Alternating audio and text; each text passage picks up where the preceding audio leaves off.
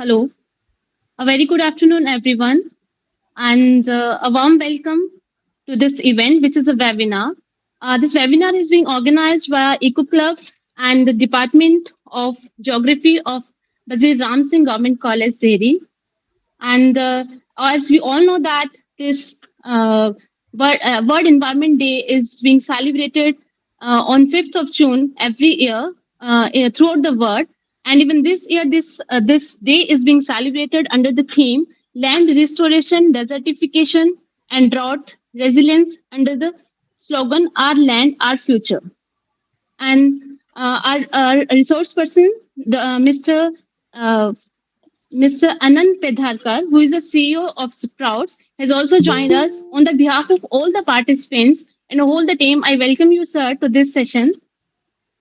So before we start with the event, I want to request all the participants to please keep your cameras on to make this session more interactive, and please keep your mics off so that there will be no unwanted disturbance throughout the session.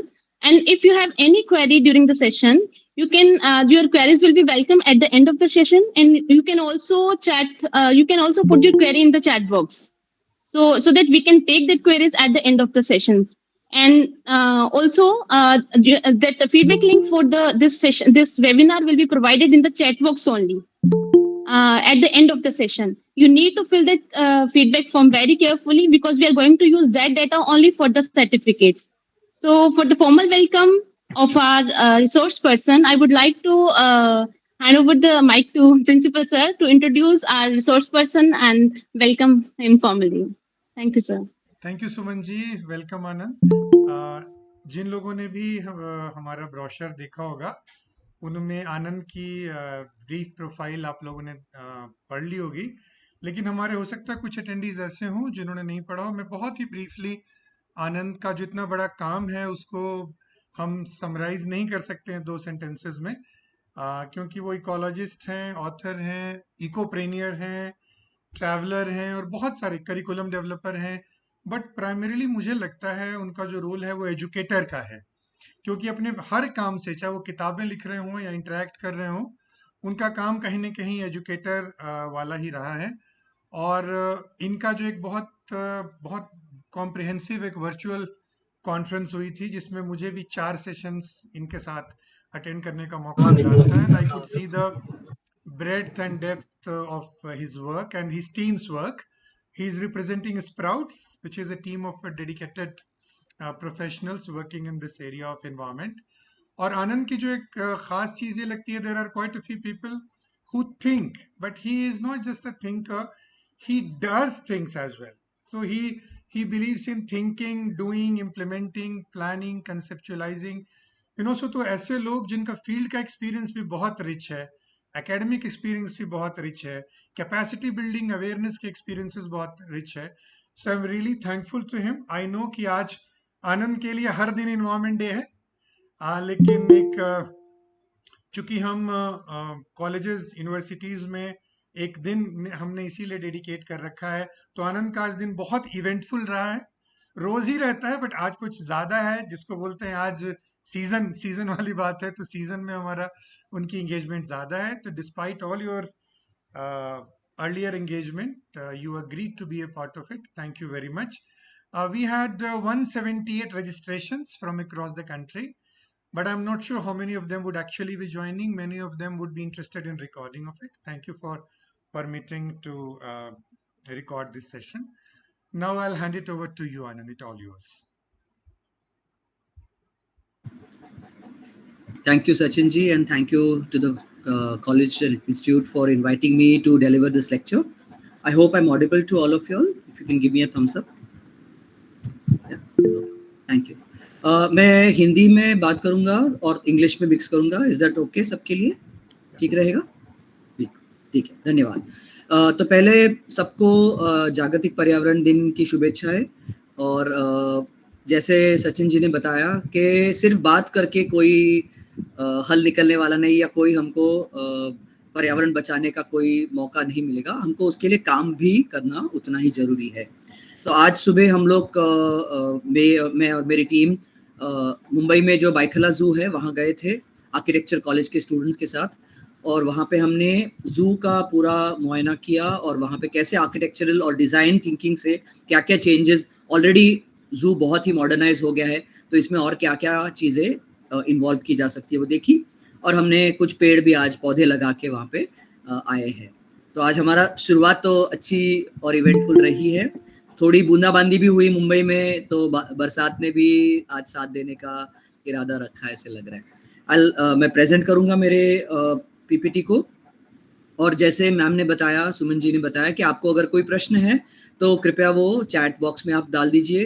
अगर आपको सचिन जी या सुमन जी अगर लगता है कि उस सवाल को उसी जगह ये करना है तो आप बीच में रोक के मुझे आप पूछ सकते हैं, नहीं तो हम लास्ट में सारे सवाल ले लेंगे। ठीक है। और मैं क्षमा चाहता हूँ कि अगर मेरी हिंदी उतनी पूरी ना पड़े, कुछ कुछ शब्द होते हैं टेक्निकल जो इंग्लिश में ही बहुत अच्छी तरह से हम पेश कर सकते हैं, तो I might jump between the two languages, तो उतना आप एडजस्ट प्लीज कर लीजिए। श्योर। Thank you.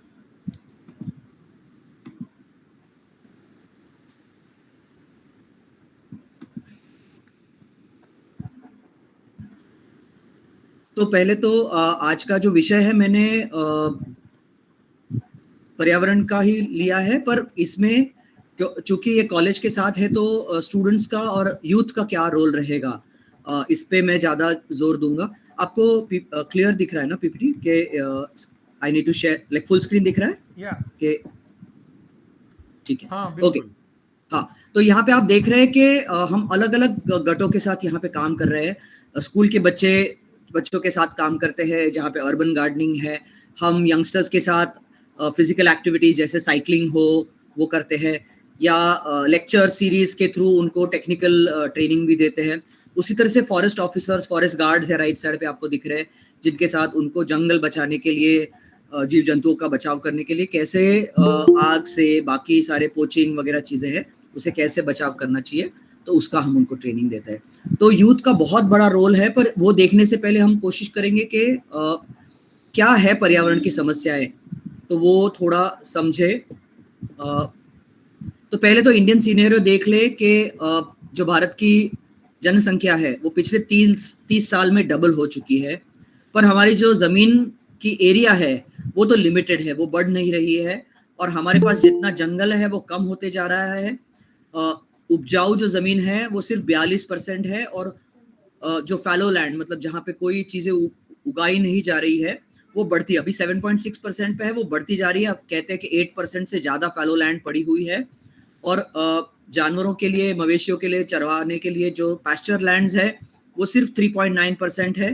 तो जब पैस्चर लैंड्स कम पड़ते हैं तो जो माइग्रेंट्स है, पैस्टोरलिस्ट है, वो जंगलों में जाते हैं, या जो ग्रासलैंड एरियाज है जहाँ पे दूसरी वाइल्ड लाइफ होती है उन एरियाज में जाके वो ग्रेजिंग करते हैं। ऐसे में दिक्कत ऐसी आती है कि जानवरों से मवेशियों को बीमारियां आती है, या मवेशी में जो बीमारी होती है वो जानवरों के ऊपर भी जा सकती है, जिसको जूनोटिक डिजीजेस कहते हैं। तो ये जानवरों के बीच में भी हो सकती है और वहां से इंसानों को भी वो बीमारियां आ सकती है। उसी तरह से फल बागानों की जो एरिया है जिसको ऑर्चर्ड्स कहते हैं वो काफी कम है, पर बढ़नी चाहिए। अब सिर्फ 1.5% जो जमीन है वो फल बागानों के ऊपर है। हर दिन को हम करीब 0.1 मिलियन टन इतना म्युनिसिपल सॉलिड वेस्ट, MSW मतलब म्युनिसिपल सॉलिड वेस्ट पैदा करते हैं। और इसकी दिक्कत ये है कि इसमें हम सारा अलग अलग किस्म का जो कचरा होता है उसको मिक्स करते हैं। अगर हमने इसको शुरुआत से सेग्रीगेट करना शुरुआत की तो उससे दिक्कत कम आएगी।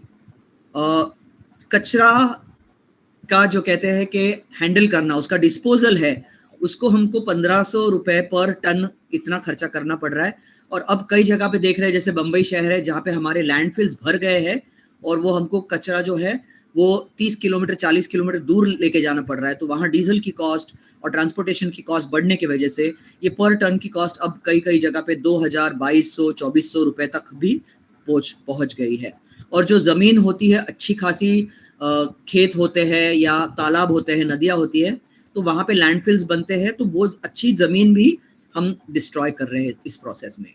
और कलेक्शन की एफिशिएंसी अभी भी अच्छे से अच्छे टेक्निक और सब कुछ लगाने के बावजूद भी 50 से 90% है। अभी भी 10% जो कचरा है वो बिल्कुल अनहैंडल्ड है, ओपन डिस्पोजल होता है उसका, और वो जानवर खाते हैं, भेड़ बकरी, कुत्ते, सुअर, ये सब खाते हैं, जिससे और बीमारियां फैलने की दिक्कत आती है। और जब डंपिंग करते हैं 95% जो होता है वो डंपिंग होता है, और सिर्फ 5% जो हमारा बायोडिग्रेडेबल वेस्ट है वो कंपोस्ट हो रहा है। ये एक बंबई का चित्र दिखाऊंगा आपको कि एक जगह है जहाँ पे ये संजय गांधी राष्ट्रीय उद्यान का चित्र है। यहाँ पे आप देख रहे हैं कि जो बस्तियां है वो जंगल के अंदर घुसती जा रही है, जंगल कम होते जा रहा है, और उसी तरह से माइनिंग हो रहा है। बहुत सारी जगह पे आपको एक क्लियर लाइन दिख रही है कि जहाँ पे जंगल को कटाव हो रही है। लोगों के जो रिक्वायरमेंट्स है कपड़े धोने के या जो भी है, वो पानी कम पड़ने की वजह से ऐसी बहुत सारी जगहें हैं कि जहाँ पे कॉमन कम्युनल वॉशिंग एरियाज होते हैं, जिसके धोबी तालाब एरिया है। ट्रांसपोर्टेशन की बहुत दिक्कत हो रही है। ट्रेन में लोग लटक लटक के, रोज के दिन मुंबई में 15 से लेके 28 लोग तक ट्रेन से गिरते हैं। जो महीने का नंबर देखा जाए तो 6000 के आसपास लोग ट्रेन में से गिर के मर रहे हैं। और हम मुंबई के जो समुद्र है उसको हम या बाकी एरियाज में जहाँ पे नदियाँ है उनको हम हमारे भगवान को और हमारे प्लास्टर ऑफ पेरिस की जो आइडल्स है उनको डिस्पोजल करने में हम इस्तेमाल करते हैं, जिससे बहुत प्रदूषण वहाँ फैल रहा है। तो ये सारी समस्याएं हैं।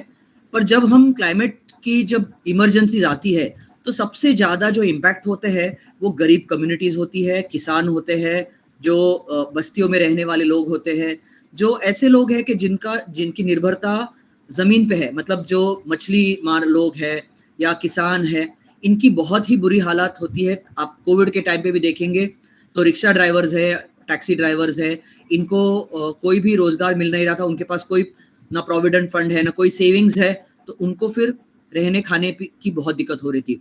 और जो लोग अपाहिज है या जिनको कोई तकलीफ है शरीर की, आँख की या मानसिक कोई तकलीफ है, तो उनको भी ऐसे क्लाइमेट इमरजेंसी में बहुत दिक्कत आती है।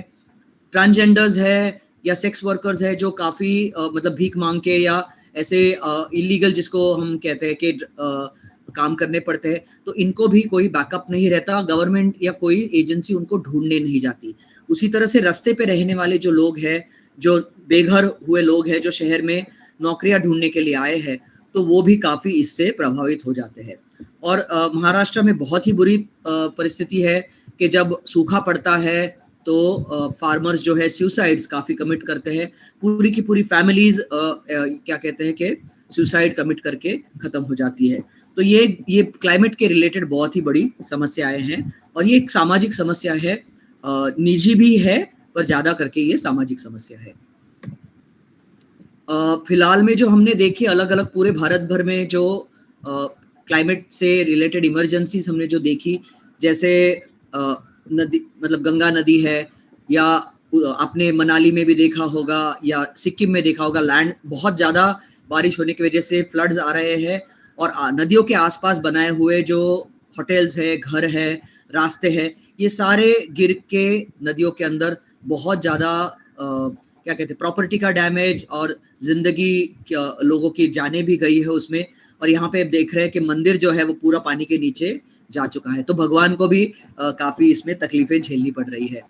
बड़े शहर है जैसे बम्बई है, दिल्ली है, बैंगलोर है, चेन्नई है, यहाँ पे बाढ़ होने की वजह से कुछ ही एरियाज बचते हैं जो ऊंचाई वाले एरियाज होते हैं जहाँ से लोग चल सकते हैं, और बाकी के सारे जो निचले एरियाज है, लो लाइंग एरियाज है, तालाब वगैरह के अंदर जहाँ पे आपने कंस्ट्रक्शन किया होगा, वो सारे पानी से भर जाते हैं, और फिर लोगों को 10-10, 12-12, 15-15 फीट पानी के अंदर से चल के या उसी परिस्थिति में रहना पड़ता है। वहां से उनको बाहर निकालना बहुत मुश्किल हो जाता है। गुजरात या कोस्टल एरियाज, भारत में 7,500 किलोमीटर की कोस्ट लाइन है, तो सी लेवल बढ़ते जा रहा है, तो हम बहुत सारे साइक्लोन्स में वगैरह देख रहे हैं। ये गुजरात का दृश्य आप देख रहे हैं लेफ्ट पे, जहाँ समुद्र का पानी जो क्या कहते हैं बीच का चौपाटी एरिया जहाँ लोग आके खाते हैं, पिकनिक करते हैं, ऐसे एरिया में पानी इतनी तेजी से बढ़ गया कि काफ़ी सारी दुकानें नष्ट हुई और लोगों को सबको उनको पीछे वहाँ निकालना पड़ा, और आधे से ज़्यादा दुकानें वहाँ की उस एक सिंगल पानी में नष्ट हो गई।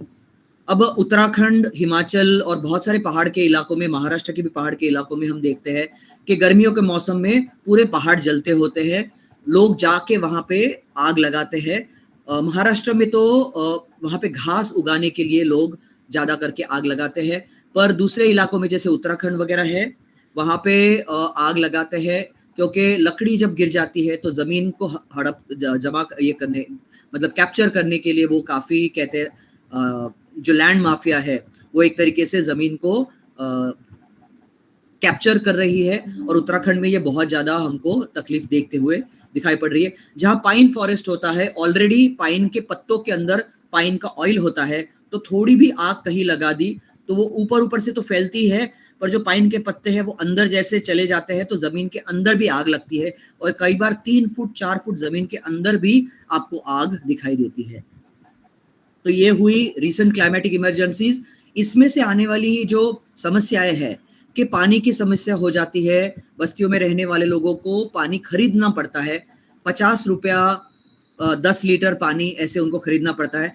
एक इंसान को जो सामान्य मिडिल क्लास जिसको कहते हैं, वो दिन में 150 से 300 लीटर पानी इस्तेमाल करता है। एक जो घर होता है, फैमिली होती है, वो कम से कम 450 से लेके 1000 लीटर पानी इस्तेमाल करते हैं। तो आप सोचिए 10 लीटर पानी अगर आप 50 रुपए से खरीद रहे हैं तो दिन का आप 3 या 4 या 5 हजार रुपए सिर्फ पानी के ऊपर खर्चा करना पड़ सकता है आपको। और इतना तो पैसा कोई भी ना बस्ती का इंसान ना आप और मैं कमा रहे हैं। तो ये पानी की समस्या बढ़ने वाली है। कहते हैं कि आगे का जो महायुद्ध होगा वो शायद पानी के ऊपर से होगा। तो ये बहुत ही विकट परिस्थिति होती जा रही है पानी की। और अभी बहुत सारे शहरों में स्विमिंग पूल्स बंद किए जाते हैं गर्मियों के मौसम में। जब लोगों को लगता है कि उनको राहत मिलेगी स्विमिंग पूल में जाके, तो स्विमिंग पूल बंद हो जाते हैं। वाटर पार्क्स है वो बंद किए जाते हैं। और शहरों में डेंगू मलेरिया की भी बीमारी बढ़ती है, तो उस वक्त भी स्विमिंग पूल्स बंद किए जाते हैं। पर तो भी लोग गार्डन्स में गाड़ियों को धोने के लिए, स्कूटर्स रिक्शा धोने के लिए पीने वाला पानी इस्तेमाल करते हैं, जबकि लोगों को पीने तक का पानी मिलता नहीं है। तो स्टेट्स ने और गवर्नमेंट्स ने अब ये किया है कि आपको कंपल्सरीली आपका जो ग्रे वाटर है आपके टॉयलेट से या वॉशिंग मशीन से आने वाला जो पानी है उसको आप वॉशिंग क्लीनिंग के लिए इस्तेमाल करेंगे। पीने का पानी आप गाड़ियां वगैरह धोने के लिए इस्तेमाल नहीं कर सकते। आप राइट साइड पे देख रहे हैं, ये क्रीक का एरिया है जहां रिवर सी को मिलती है। तो आप देखेंगे नदियां जो है पूरा नदी में फेंका हुआ थर्माकोल, प्लास्टिक, जो सारा जितना कूड़ा करकट होता, कचरा होता है, वो लेके समुद्र में आती है। और ये ऐसे पूरे सी के एरियाज के माउथ पे आप देखेंगे बड़े बड़े पहाड़ कचरे के हो जाते हैं, जो बहुत ही सुंदर एरिया था बहुत एक टाइम तक। और अगर वो वैसा ना हो तो आप देखेंगे कि ये मिक्स्ड वेस्ट जो है वो जलाया जा रहा है, और इससे बहुत ही खतरनाक जहरीले वायु बाहर निकल रहे हैं, जिसमें डाइऑक्सिन्स है, फ्रियॉन्स है, ये सारे ओजोन डिप्लीट करने वाले भी केमिकल्स है। शहरों में रास्ते बड़े करने के लिए, ट्रैफिक को, गाड़ियों को सुविधा करने के लिए बहुत ज्यादा पेड़ काटे जा रहे हैं। हर जगह हम देख रहे हैं कि चाहे मेट्रो बनाने के लिए, चाहे ब्रिजेस बनाने के लिए, चाहे रेलवे नेटवर्क्स के लिए पेड़ काटे जा रहे हैं। पर उसकी वजह से दिल्ली में हम देख रहे हैं कि 50 डिग्री सेल्सियस, शायद आपके यहाँ पे भी 45-50 डिग्री तक टेम्परेचर पहुंच रहा है। तो इसको heat island effect, urban heat island effect कहते हैं। तो वो भी बहुत सारी जगहों में काफी ज्यादा फैल रहा है। और ठंडे इलाके हैं जैसे मनाली है या कोडाईकनाल है, ऊटी है, जहाँ पे कभी 25 डिग्री से ज्यादा तापमान जाता नहीं था। लद्दाख की भी जैसी जगह है जहाँ पे 18, 19, 20 के ऊपर तापमान जाता नहीं था, वहां पे भी अब गर्मी की लहर आने लग गई है। तो इसको ये हीट वेव्स बहुत ज्यादा आती है। उसी तरह से ठंड के मौसम में वहाँ कोल्ड वेव्स आती है, स्नो स्टॉर्म्स होते हैं, ओले पड़ते हैं बहुत बड़े बड़े। कई सारी जगहों पे गाड़ियां और घरों के कांच वगैरह टूट गई है, इतने बड़े बड़े ओले वहां गिरे हैं। अब हम ये प्रॉब्लम्स को हमने आइडेंटिफाई किया, तो इसको सोल्यूशन की तरफ अप्रोच करना चाहिए। मेरा कभी भी सोल्यूशन अप्रोच होता है। तो यूनाइटेड नेशंस ने ऐसे 17 गोल्स पूरे विश्व के लिए तय किए हैं, जिनको सस्टेनेबल डेवलपमेंट गोल्स या शॉर्ट फॉर्म में उसको SDG कहते हैं। तो अलग अलग संस्थाएं जो है वो अलग अलग SDGs पे काम कर सकती है। आप देखेंगे स्कूल कॉलेजेस पे जो है वो जेंडर इक्वालिटी पे काम करती है, या उसी तरह से देखेंगे रिड्यूस्ड अनइक्वालिटीज के ऊपर काम करती है, एजुकेशन के ऊपर काम करती है, and decent work and economic growth के ऊपर काम करती है। तो SDG 4, SDG 5, SDG 8, 10, 11, ये सारे SDGs इवन एक स्कूल और कॉलेज भी कर सकता है। और उसी तरह से अगर आपने पार्टनरशिप्स बनाए, जैसे आपकी संस्था ने हमको बुलाया, तो ये एक तरीके की पार्टनरशिप होती है। तो SDG 17 उससे अचीव होता है, जिसको कहते हैं partnerships for the goals of SDGs। उसी तरह से सोलर पैनल्स लगा के या विंड माइक्रो विंड मिल्स लगा के आप SDG 7 जिसको अफोर्डेबल एंड क्लीन एनर्जी ये भी अचीव कर सकते हैं। वाटर हार्वेस्टिंग अगर आप करेंगे आपके रूफटॉप के ऊपर तो आप SDG 6 जिसको क्लीन वाटर एंड सैनिटेशन कर सकते हैं। और ये सारे अगर चीजें हमने ठीक से की तो SDG 1 जो है नो पॉवर्टी एंड SDG 2 है जो जीरो हंगर। क्या जीरो हंगर या जीरो पॉवर्टी करना बहुत ही मुश्किल है, कहने के लिए बहुत आसान लगता है पर वो अचीव करना बहुत मुश्किल है। पर ऐसे मामले में कॉर्पोरेट्स का, NGOs का, शैक्षणिक संस्थाएं हैं उनका, इनका सबका मिलके सहयोग जब होगा और उसमें यूथ जब लीड करेगा तो ये बहुत अच्छा इसमें तालमेल हो सकता है। तो आज के ये थीम के हम जो बात करेंगे उसमें क्या क्या हम चीजें देखने वाले हैं। पहले तो हमको ये समझना है कि ह्यूमन नीड्स जब सेटिस्फाई होगी, आपकी मेरी खाने की, पीने की, रहने की और रोजगार की जब सुविधाएं हमको मिल जाएगी तो उसके बाद हम पर्यावरण के बारे में सोचेंगे। जब तक मेरा पेट खाली है तो मैं किसी पेड़ को बचाने के लिए, किसी वेल को, डॉल्फिन को या टाइगर को बचाने के लिए काम नहीं करूंगा। पहले मुझे अपनी जो बेसिक नीड्स है उसको सेटिस्फाई करना जरूरी है। दूसरा ये है कि इक्विटी और इक्वालिटी ये दोनों चीजें लोगों को देना जरूरी है। इक्विटी और इक्वालिटी में ये फर्क है कि आप सबको 10वीं तक परीक्षा दे, शिक्षा दे तो उसको कहेंगे इक्वालिटी। पर अगर कोई इंसान है कि जिनको फाइनेंशियल प्रॉब्लम्स है तो आप उनको फ्री एजुकेशन दे, चाहे 10वीं तक चाहे 12वीं तक, कई बार वो कॉलेज लेवल तक भी दिया जाए तो उसको कहते हैं, जहाँ जो रिजर्वेशंस भी है वो इक्विटी के एस्पेक्ट्स आते हैं। तो ये क्लाइमेट में भी करना जरूरी होता है। जो पहाड़ों में रहने वाले लोग हैं, जो आइलैंड्स पे रहने वाले लोग हैं, जो बस्तियों में रहने वाले लोग हैं, उनके पास इतने रिसोर्सेज नहीं होते कि वो अपने आप को खुद से बचा सके। तो गवर्नमेंट को, कॉर्पोरेट्स को इसमें सहभाग करना बहुत जरूरी है। तीसरी बात जो है वो एनवायरमेंटल कंस्ट्रेंट्स या लिमिट्स को ओवरकम करना। जैसे मैं कहता हूँ कि हमारे पास क्रॉप्स बहुत उगते हैं पर वेस्टेज बहुत होती है। ऑलमोस्ट 40% जो हमारे उगाए हुए जो क्रॉप्स होते हैं वो वेस्ट होते हैं। अगर वो वेस्टेज हम रीडिस्ट्रीब्यूट, मतलब पहले से हम चीजें डिस्ट्रीब्यूट करें तो शायद हमारे देश में भुखमरी होने की कोई भी जरूरत नहीं है। हम काफी जो क्रॉप्स है, आप देखेंगे शुगर केन है, बहुत सारी चीजें हम जला देते हैं या फेंक देते हैं। तो उसको रीडिस्ट्रीब्यूट हम करेंगे तो हमारे देश में बिल्कुल भी पॉवर्टी या हंगर कभी भी हो नहीं सकता। चौथी बात जो है कि फ्यूचरिटी, हमको जो भी हम करते हैं ना सिर्फ आज के लिए सोच के ना करें, इसको एक लॉन्ग टर्म गोल। आपने देखा होगा कि हमारे गवर्नमेंट ने 2070 का गोल या 2030 का गोल, 2040 का गोल, ऐसे अलग अलग स्टेप्स प्लान किए हैं कि 2030 तक हम ये अचीव करेंगे, 2040 तक ये अचीव करेंगे। ये जो हमारे 5 ईयर प्लान्स होते हैं या इंटरनेशनल भी रूल्स होते हैं कि उसके साथ हम कमिटमेंट करके हम अलग अलग चीजें चेंज करते जाते हैं। तो इसको फ्यूचरिटी कहते हैं कि आगे की सोच करके हम उसको चीजों को डेवलप करते हैं। पांचवी बात जो है डेमोक्रेसी, कि हमको सबको डेमोक्रेटिक प्रोसेसेस में इन्वॉल्व होना है। हमने खुद जब हम करेंगे नहीं, देखिए डेमोक्रेसी क्या होता है, rule of the people by the people. अगर हम कहेंगे भाई कोई और करेगा हमारे लिए तो उससे तो देश चलने वाला नहीं है और यूथ का इसमें सबसे ज्यादा सहभाग होना जरूरी है। Quickly to move on, local to global, आप अपनी लोकल जो रिक्वायरमेंट है उसको समझिए और पूरी दुनिया में क्या अच्छी चीजें हो रही है उसको देख के आप अपने लोकल लेवल पे उसको इम्प्लीमेंट करने की कोशिश करिए। बायोडाइवर्सिटी के ऊपर फोकस करेंगे, उसके बारे में ज्यादा आगे बात करेंगे। और इकोनॉमिक और इकोलॉजिकल सिक्योरिटी जो हमारे देश की है उसको मेंटेन करने की कोशिश करेंगे। तो ये आज की हमारी थीम्स है। मैं इसको बाद में आगे जाके अब इलाबोरेट करूंगा। सचिन सर, फास्ट तो नहीं हो रहा है ज्यादा? नहीं, बिल्कुल ठीक है, प्लीज। ठीक है, ओके, थैंक यू।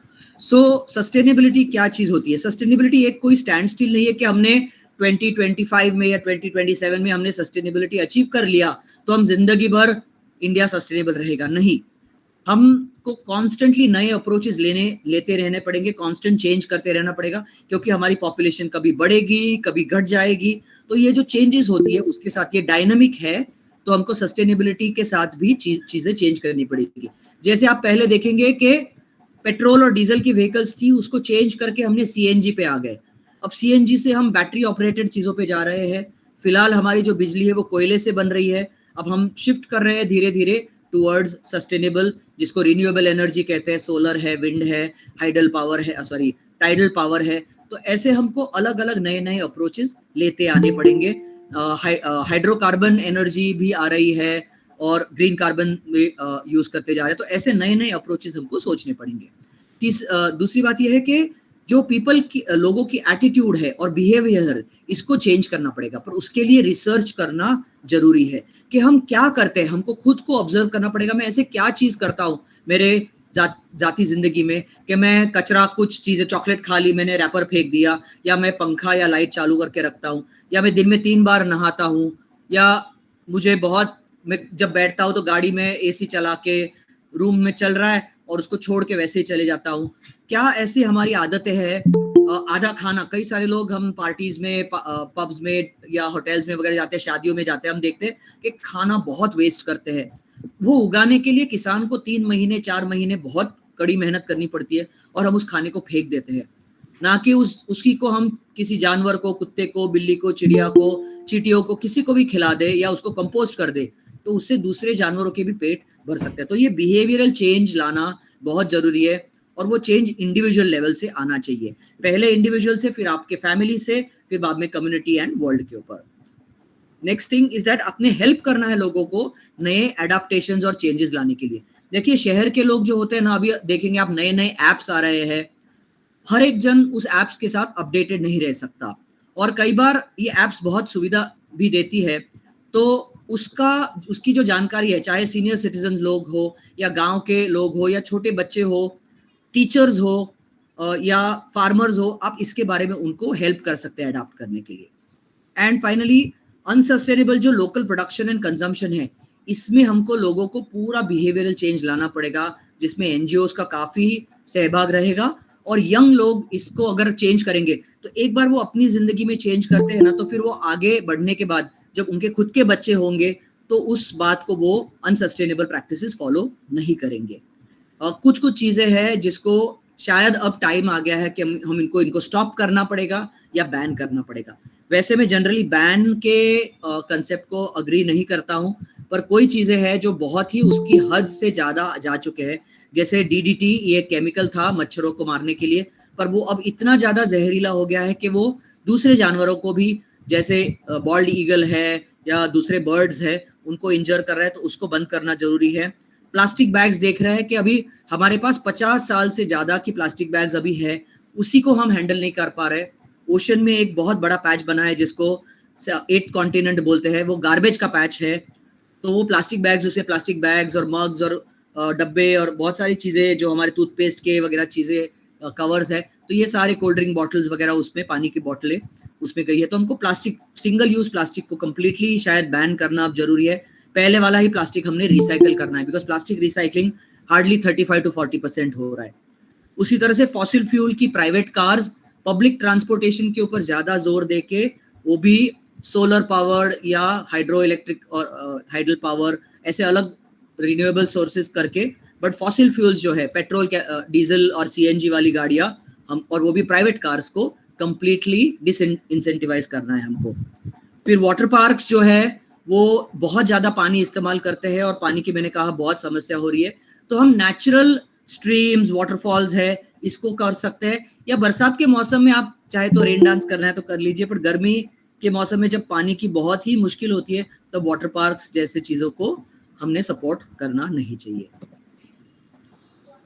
मेरा ये खुद का बहुत स्ट्रॉन्ग विश्वास है कि इंसान जो है ना, अपने आप को नेचर से अलग सोचता है कि मैं नेचर का पार्ट नहीं हूँ, उसको फिर से लेके आना जरूरी है।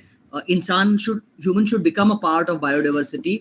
और जैसे ट्राइबल कम्युनिटीज रहती है, शहर के लोग भी बहुत आसानी से नेचर के साथ फ्रेंडली तरीके से रह सकते हैं। आप आसपास के एरिया को बहुत ग्रीन कर सकते हैं, बर्ड्स को, बटरफ्लाइज को, या आपको अगर पसंद हो तो स्क्विरल्स वगैरह, इनको आप हैबिटेट्स बना सकते हैं।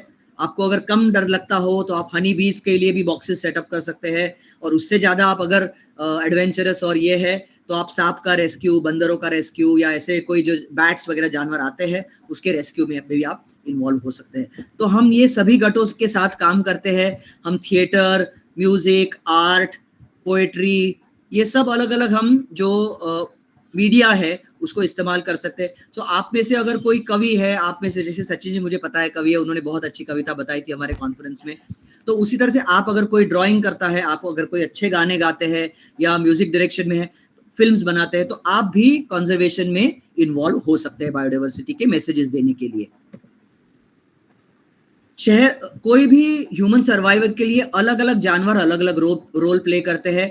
कोई पॉलिनेटर्स होते हैं, कोई चूहों को मार के हमारे धान को बचाते हैं, कोई दवाइयाँ देते हैं, कोई सोनार जैसे जैसे ये बैट्स है इनका इको लोकेशन करते हैं, तो ये हमने नए इनको देख के इक्विपमेंट बनाए हैं। लेपर्ड्स है या बटरफ्लाईज है, हमको पता नहीं चलता कि बटरफ्लाई कितना बड़ा रोल प्ले करता है हमारे फूड साइकिल में। उसी तरह से लेपर्ड जो होता है शहरों में, या टाइगर जो है, ये बहुत सारे जानवरों को कंट्रोल में रख के नदियाँ क्रिएट करने में, बादल क्रिएट करने में इनका सहभाग होता है। शहरों में जो गुरैया है, स्पैरो है, वो भी मस्कीटोज को, टर्माइट्स को खा के हमारे घरों को सेफ रखती है।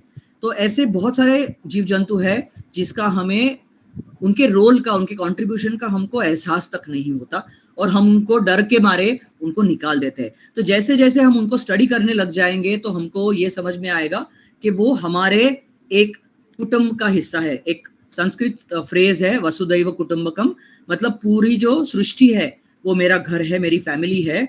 तो ये अगर कंसेप्ट हम लेके चलेंगे तो हम सांप को, ना टाइगर को, ना मेंढक को, ना चिड़िया को, ना चमगादड़ को, किसी को भी हम नुकसान नहीं पहुंचाना चाहेंगे, क्योंकि वो हमारे एक वेब ऑफ लाइफ के कनेक्टेड मेंबर्स है। कोई हमारे लिए पॉलिनेशन कर रहा है, तो कोई हमको दवाई दे रहा है, कोई हमको नए मेडिसिन बनाने के लिए कोई मटेरियल दे रहा है, कोई कार्बन सिक्वेस्ट्रेशन कर रहा है। तो ऐसे अलग अलग चीजें ये देते हैं। आप यहाँ देखेंगे एक हमारे घर में जो पेरीविंकल या सदाबहार करके जो फूल है, वो कैंसर ट्रीटमेंट के लिए उसमें से दवाई निकलती है, विनक्रॉफ्टिन करके, जो तो इसीलिए हमारे घर में हम पेरीविंकल लगाते हैं और उसमें दवाई होती है। पर इसका ये नहीं मतलब कि आप जाके उस पेरीविंकल के पत्ते को निकाल के खा के ब्लड कैंसर क्योर कर सकते हैं। उसको फिर निकाल के लेबोरेटरी में उसका प्रोसेसिंग करना पड़ता है, पर ये अगर अच्छी तादाद में रहे तो इसका हम इस्तेमाल कर सकते हैं। तो अलग अलग आप देखेंगे कि जैसे यहाँ मेधा पाटकर जी का भी रोल है कि उन्होंने नदियाँ, नर्मदा बचाने के लिए भी बहुत कार्य किया। उसी तरह से आदिवासी जो लोग हैं, वनवासी जो लोग हैं, उनके भी बचाव के लिए, उनके हक के लिए लड़े। तो वो क्योंकि उनकी आवाज़ नहीं है, उनको समझ नहीं आती कि कैसे हम कोर्ट में जाके हमारी बात रखें। पर आप सोचिए कि कम से कम आदिवासी लोग दूसरे इंसान से जाके तो बात कर सकते हैं, पर जो यहाँ पे दिखाया हुआ सांप है, या ये चिड़िया है, या ये ब्लू बॉटल जो जेलीफिश है, या स्पॉन्जेस है, ये अपनी बात किसको जाके बताए। कोर्ट जो होता है वो उनको भी सुविधा देनी, उनकी भी राइट्स प्रोटेक्ट करने चाहिए, और वो हमारे जैसे एनवायरमेंटलिस्ट या यंग लोग जो है उनके अधिकार के लिए हमने लड़ने की कोशिश करनी चाहिए। और उसमें यंग लोग आजकल बहुत अच्छी तरह से पूरे पढ़ रहे हैं। मैं काफ़ी खुश हूँ देख के कि यंग एनवायरमेंटलिस्ट है। एक मेघालय की लड़की है जो सिर्फ 8 साल की है, लिसी प्रिया नाम की। अब वो लिटरली 3rd स्टैंडर्ड में जाने वाली है, और वो लड़की कहती है कि मैं स्कूल क्यों जाऊं अगर कल मुझे बाढ़ में या क्लाइमेट चेंज में या कोविड की वजह से मरना है, साइक्लोन की वजह से मरना है, तो मैं उससे अच्छा मेरे पॉलिटिशियंस के साथ, मेरे गवर्नमेंट ऑफिशियल्स के साथ लड़ूंगी, इंडस्ट्री वालों के साथ लड़ूंगी कि मेरे लिए साफ हवा रखिए, मेरे लिए साफ पानी रखिए, मेरे लिए बहुत सारे पेड़ पौधे और जीव जंतु रखिए। तो ये छोटे छोटे बच्चे भी आजकल इसके बारे में चिंता करने लग गए हैं। तो ये शायद मुझे लगता है कि ये बड़े लोगों की रिस्पॉन्सिबिलिटी है। बच्चों को चिंता नहीं लगनी चाहिए। हमने ऐसा पर्यावरण बनाना चाहिए कि जिसमें वो खुश रह सके और उनको ऑप्शंस, उनको लगे कि भाई हाँ कोई सॉल्यूशंस है। एंड एज दे से कि there is only one planet and that is planet A, there is no planet B, कि जहाँ पे हम जाके यहाँ कुछ हो गया तो चलो हम मार्स पे चले गए, वीनस पे चले गए, यूरेनस पे चले गए। ऐसे नहीं जा सकते। इसी पृथ्वी पे हमको रहना है और सभी को मिलजुल के रहना है। नहीं तो जैसे मेंढक एक्सटिंक्ट हो जाएंगे या हनी बीज एक्सटिंक्ट हो जाएंगे तो हफ्ते भर से ज्यादा इंसान भी नहीं जिंदा रह पाएंगे। तो हम साथ में हैं इसमें, और साथ मिलजुल के रहना। ये हमारे पड़ोसी है, उनको हमको बचा के अच्छी तरह से अच्छे पड़ोसी बन के रहना है। तो इसमें यूथ का रोल क्या होता है कि आप सीख सकते हैं। जो यंग लोग होते हैं वो बहुत जल्दी सीखते हैं, उनकी सोच नई होती है, वो डिस्कस कर सकते हैं एक दूसरे के साथ। चाहे ट्विटर हो, चाहे इंस्टाग्राम हो, चाहे ये सोशल मीडिया हो, उसके ऊपर वो इस बात को बहुत जल्दी जल्दी फैला सकते हैं। वो अच्छे फिल्म्स, रील्स बना सकते हैं, हैशटैग्स बना सकते हैं। तो ये जो हमारे ज़माने में नारेबाजी या चिट्ठियाँ लिख के, पोस्टर्स, बैनर्स बन के, आज जो यूथ है ना बहुत ज़्यादा प्रोएक्टिव है, बहुत फास्ट है ये एक्शन लेने में, और एक्टिव भी मतलब क्लीन अप ड्राइव्स में या एक्चुअली रिस्टोरेशन, सीड्स कलेक्ट करके उसके नर्सरीज बनाने में, बहुत सारे काम में हम देखते हैं कि यूथ काफ़ी आगे रोल ले रहे हैं। आप देखेंगे कि इंडिया में एक बहुत अच्छी जो हमारी सिचुएशन है कि 65% हमारी जो पॉपुलेशन है वो फिलहाल young age group, United Nations जिसको यंग कहती है, तो उसमें है कि between the age group of let's say 14 to 35 इस एज ग्रुप में हमारे 65% पॉपुलेशन आती है। तो इंडिया हम काफी आगे जाके लीडर बन सकते हैं। और दूसरे वर्ल्ड में आप देखेंगे, दूसरे पार्ट्स में यहाँ पे देखेंगे तो वहां पे मिडिल एज्ड और ओल्ड लोग ज्यादा है। जापान है, यूरोप है, इन देशों में मिडिल एज्ड या ओल्ड लोग ज्यादा है। तो उनकी बूढ़ी पॉपुलेशन होने की वजह से वो उतना ज्यादा काम नहीं कर सकते, उतना ज्यादा वो प्रोग्रेस नहीं कर सकते। सो बिल्कुल इंडिया अब ऐसे पोजीशन पे है कि हमने पर्यावरण को बचाया ना तो हमको ज्यादा जॉब्स, ज्यादा हेल्थ, ज्यादा से ज्यादा सुविधाएं मिल सकती है। तो ये हमको सोच के आगे काम करना जरूरी है। बट कैसे करेंगे? उसके लिए हमको एक लाइफस्टाइल चेंज लाना पड़ेगा। और लाइफस्टाइल चेंज करने के लिए ना हमको नो बोलना जरूरी है। क्या चीजों को नो बोलना है? तो डिस्पोजेबल चीजें, स्ट्रॉ लिया, एक छोटा सा लस्सी पिया या नारियल का पानी पिया और स्ट्रॉ को फेंक दिया। आजकल नॉन डिस्पोजेबल स्ट्रॉज आते हैं, मेटल के या बैम्बू के, जिसको आप बैग में कैरी कर सकते हो। उसी तरह से प्लास्टिक का स्पून लिया, खाया, प्लास्टिक का ग्लास लिया, पिया, या प्लास्टिक की प्लेट पे खाया, पेपर की प्लेट में खाया और फेंक दिया। वन टाइम यूज चीजों को हमको नो कहना है। हमको क्लॉथ बैग्स को यस कहना है। हमको टेक अवे कंटेनर जो हमारे घर में स्टील के डब्बे है, आप चाहे रेस्टोरेंट में भी खाने चले जाए तो आप देखिए कि आप चलो थोड़ा बच गया है, आधी चपाती बची है उसमें डाल दीजिए, थोड़ी सी सब्जी बची है उसमें डाल दीजिए और आप उसको घर पे लेके आ सकते हैं। माइक्रोवेबल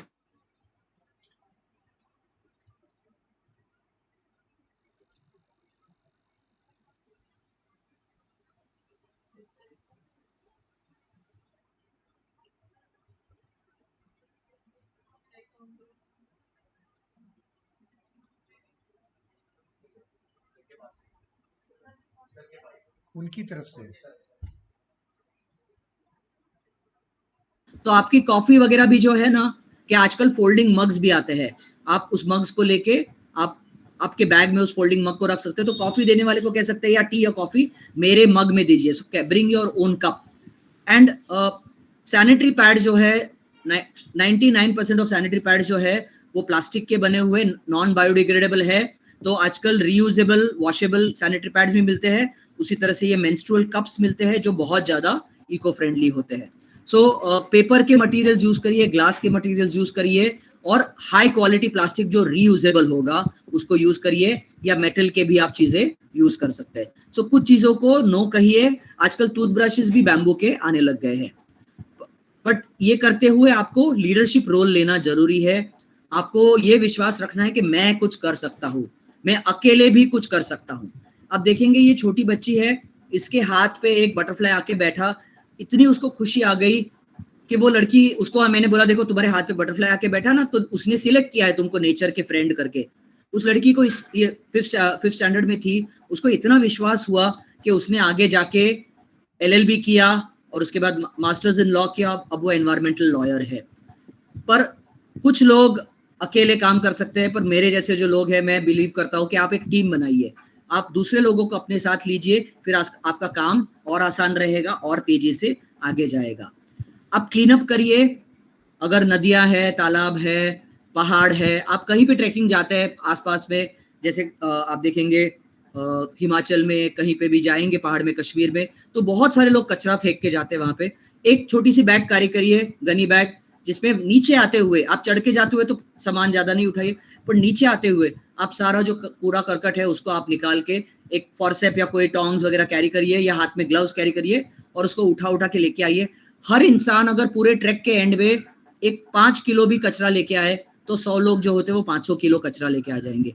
तो ऐसे करके आप ना उस पहाड़ों को क्लीन कर सकते हैं और वापस आने के बाद उनको जितने माइक्रो लेवल तक आप उसको सेग्रीगेट कर सकते हैं। आप यहाँ देखेंगे, यहाँ ग्लास अलग है, येलो प्लास्टिक अलग है, ब्लू प्लास्टिक अलग है, रेड प्लास्टिक अलग है, व्हाइट प्लास्टिक अलग है, टेट्रा पैक्स अलग है, दूध की पन्नियां जो होती है वो अलग है, फिर जो आपके चिप्स के पैकेट जिसको मल्टी लेयर प्लास्टिक कहते हैं वो अलग है, फिर कैंस वगैरह वो चीज़ अलग है। तो ऐसे अलग अलग चीज़ें आप जितना करेंगे ना उसको रिसाइकल करना उतना आसान हो जाता है। और नेचुरल जो हैबिटेट्स होते हैं, तालाब है, क्रीक्स है या रिवर्स है, इसके अंदर कृपया करके कचरा फेंके नहीं और दूसरों को फेंकने भी ना दे। तो लीडरशिप, अलग अलग टाइप के लीडर्स होते हैं, ये थोड़ा आपके लिए शायद क्या कहते हैं डिफिकल्ट होगा, पर आप देखेंगे कि कुछ कुछ होते हैं जो दूसरों को एकदम प्रोत्साहित करते हैं, इनको चीयर लीडर्स कहते हैं कि चलो चलो चलो सब लोग मिलके करेंगे, ऐसे करेंगे, वो करेंगे, वो लोगों को खुश करते हैं, वो खुशी खुशी लोगों को, और ये भी बोलते हैं कि चलो तुम ये करोगे ना तो मैं तुमको पिज्जा दूंगा, मैं तुमको ऐसे करूंगा, और वो उनको साथ लेके करते हैं। कुछ लोग होते हैं जो एक आर्मी सर्जेंट के तरह ड्रिल मास्टर होते हैं, चलो मैं जब बोलूंगा तब आपको करना पड़ेगा, जब कूदो बोलूंगा तब आपको कूदना पड़ेगा, और वो भी एक तरीके से लोगों को एक्साइट करते हैं। कुछ लोग होते हैं विजनरी, जैसे डॉक्टर सलीम अली है, कि वो आगे के बहुत सोच के कहते हैं कि अच्छा यहाँ पे ना कचरे का ये एरिया है, इसको हम गार्डन बना सकते हैं। तो ऐसे विजनरी भी लोग होते हैं जो जिनकी बहुत आगे की सोच होती है। कुछ कुछ होते हैं जो बस रट्टा लगा के एक ही बात दोहराते रहते हैं कि आप पेड़ लगाइए, पेड़ बचाइए, ऐसे करिए, वैसे करिए, वो भी करना जरूरी है। तो अलग अलग टाइप के लोग होते हैं जो you can be different, leadership के बहुत सारे टाइप्स होते हैं और उसमें से आपको जो सूटेबल हो वो आप कर सकते हो। बट इको लीडर कौन बनेगा? क्या आपको उसके लिए पॉलिटिशियन होना जरूरी है? क्या आपके लिए उसको साइंटिस्ट बनना जरूरी है? या क्या एक रिलीजियस हेड इको लीडर बन सकता है? क्या एक मूवी स्टार इको लीडर बन सकता है? तो इन सब के लिए जवाब होगा हाँ, ये सभी लोग इको लीडर हो सकते हैं। आप देखेंगे कि जो रिसेंट जो पोप है, उन्होंने एक 200 पन्ने की किताब लिखी कि कैसे एक क्रिश्चियन पर्सन ने अलग अलग चीजें करके एनवायरनमेंट को बचा सकते हैं। पर उसी तरह से आप देखेंगे कि यहाँ पे जैसे जेनिफर एनिस्टन है या यहाँ पे अमिताभ बच्चन है, अगर अमिताभ बच्चन ने जैसे बताया कि आप पानी बचाइए, आप ये ना करिए, तो लोग उनको सुनेंगे। सचिन तेंदुलकर है या आपके जो धोनी है, वो आके आपको बोलेंगे कि मैं बैट करता हूँ, आप बैट्स को बचाइए, चमगादड़ बचाना बहुत जरूरी है। या कोई महात्मा गांधी जैसे या दूसरे कोई पॉलिटिशियन है या एस्ट्रोनॉट्स है, जब वो बताएंगे आप उनको लीडर्स मानते हो तो उनकी बात आप सुनने ज्यादा, जिनको आप फेमस पर्सन समझते हो तो उसकी बात आप सुनेंगे। ऑफ कोर्स वो डिक्टेटर भी हो सकते हैं और आपको डरा धमका के भी वो काम करवा सकते हैं, कई बार वो भी करना जरूरी है। बट मेरे मुताबिक जैसे ये थिकम्मा है कि वो सेल्फ मोटिवेटेड अगर आप हो ना तो उसमें फिर आपको कोई रोक नहीं सकता।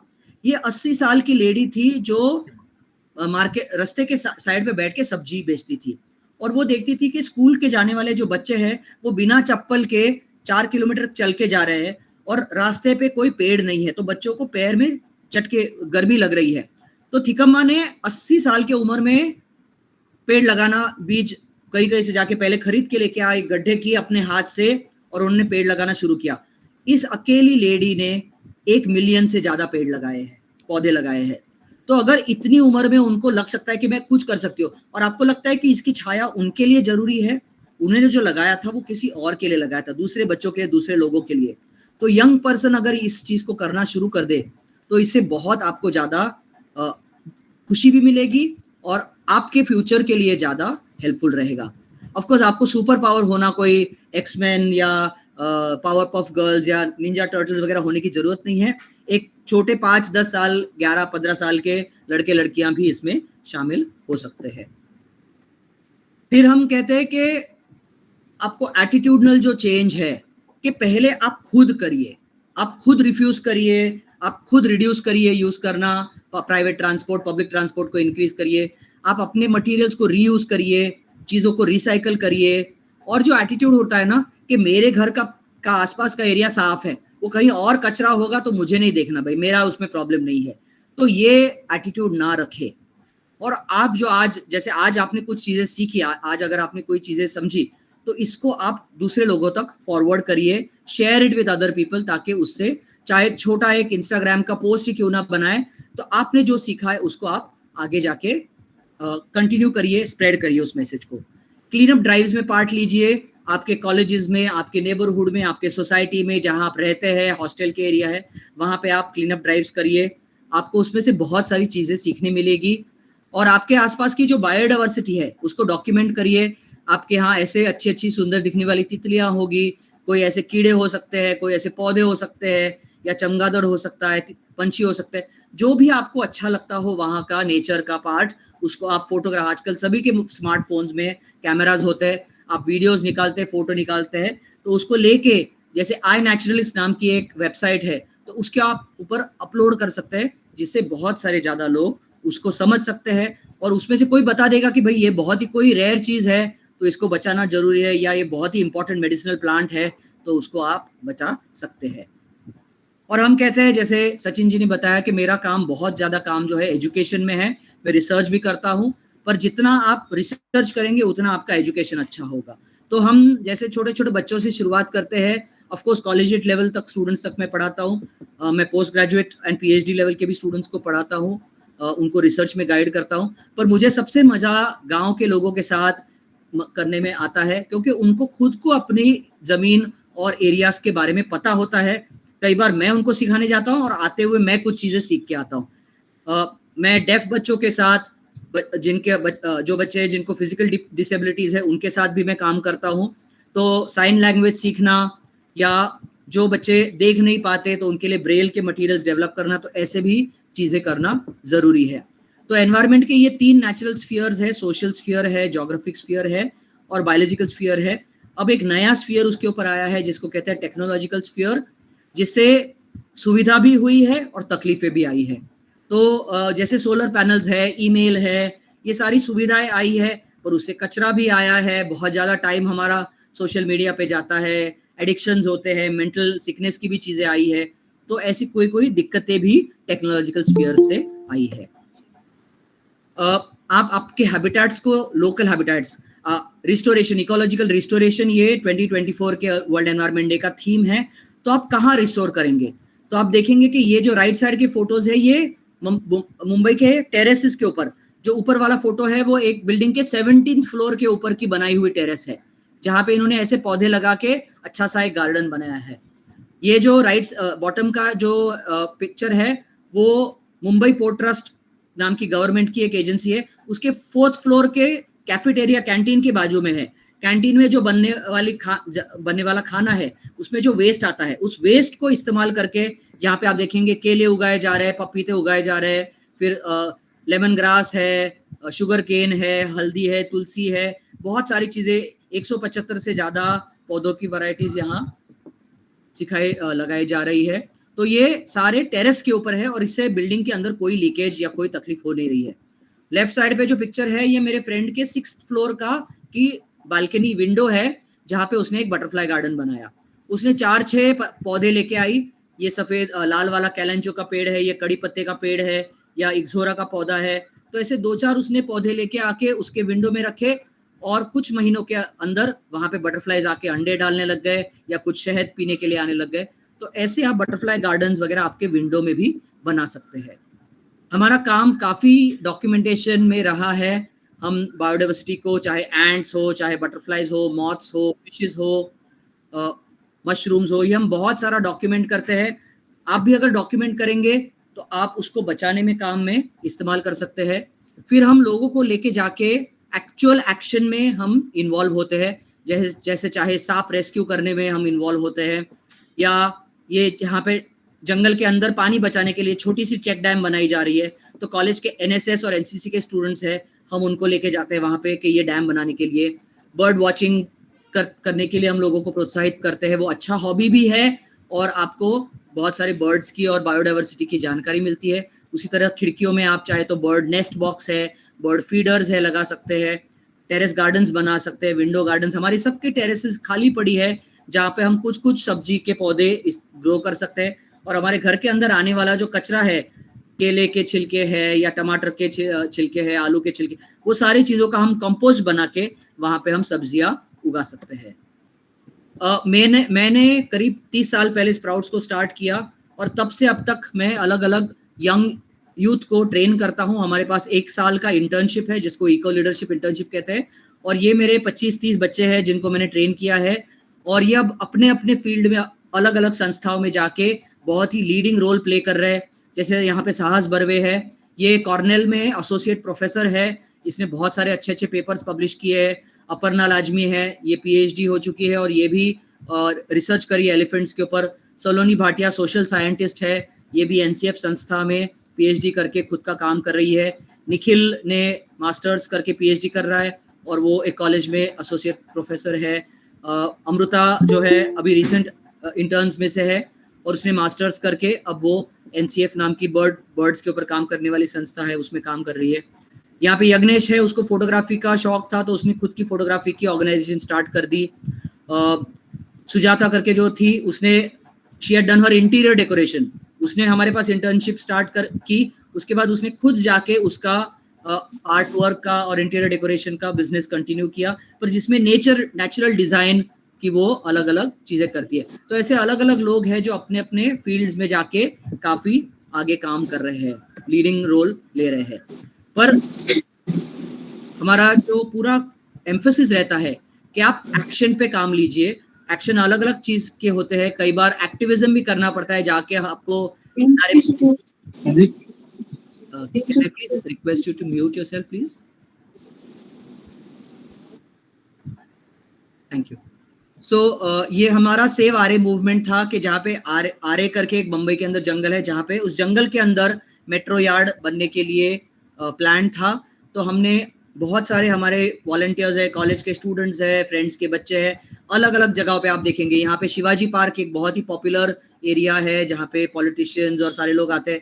यहाँ पे एक फेमस गणेश मंदिर है, तो गणेश चतुर्थी के दिन हमने वहाँ पे जाके मोर्चे किए और लोगों को अवेयर किया, क्योंकि हमें पता है कि हजारों के तादाद में वहाँ पे लोग पूजा करने आएंगे। तो उन्होंने हमारे फोटोज देखे, हमारे से बातचीत की कि क्या बचाने की आप कोशिश कर रहे हो।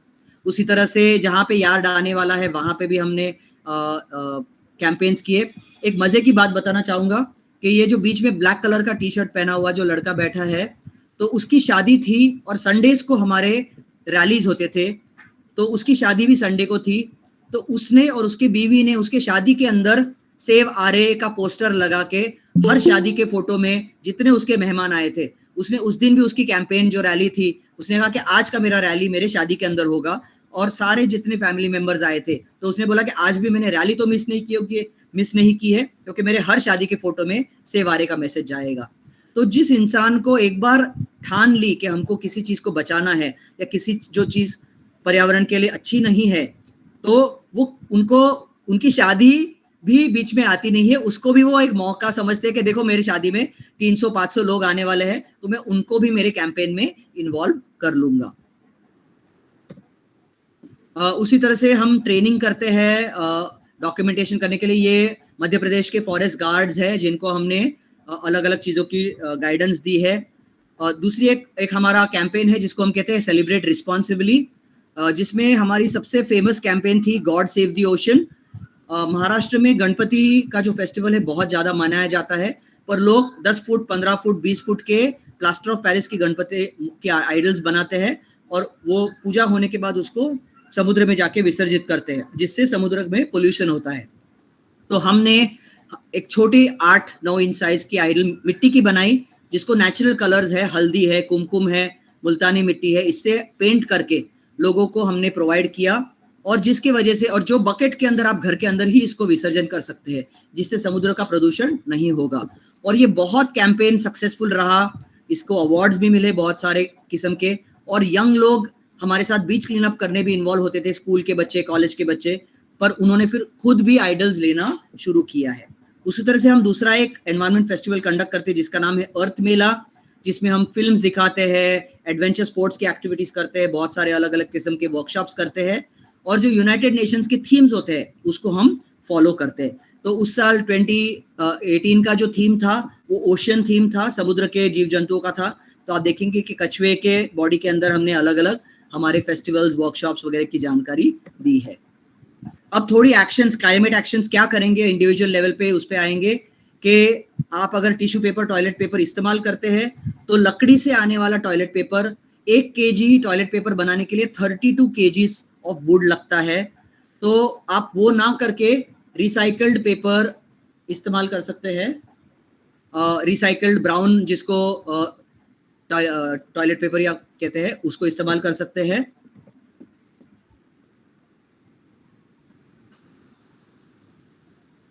फिर आप डिस्पोजेबल डायपर्स ना इस्तेमाल करके क्लॉथ के बनाए हुए या ओल्ड क्लॉथ से बनाए हुए डायपर्स इस्तेमाल कर सकते हैं। क्लॉथ के सैनिटरी पैड्स या मेंस्ट्रुअल कप इस्तेमाल कर सकते हैं।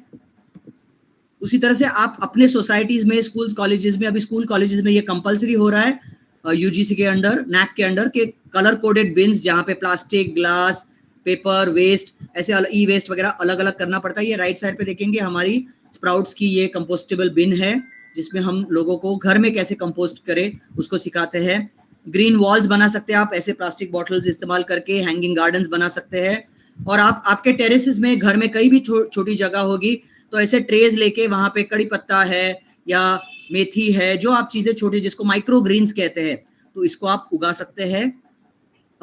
Volunteer volunteer volunteer, young people must volunteer. आप इंटर्नशिप्स कर सकते हैं, चाहे वो 1 हफ्ते के लिए हो, चाहे वो 1 महीने के लिए हो। आप एनजीओ के साथ जुड़ सकते हैं, पोचिंग के, एंटी पोचिंग के लिए, जंगलों में आग बचाने के लिए या एक्वेरियम कीपिंग के लिए, चाहे जो भी हो, उसको आप वॉलंटियरिंग करके आप उसमें इन्वॉल्व हो सकते हैं।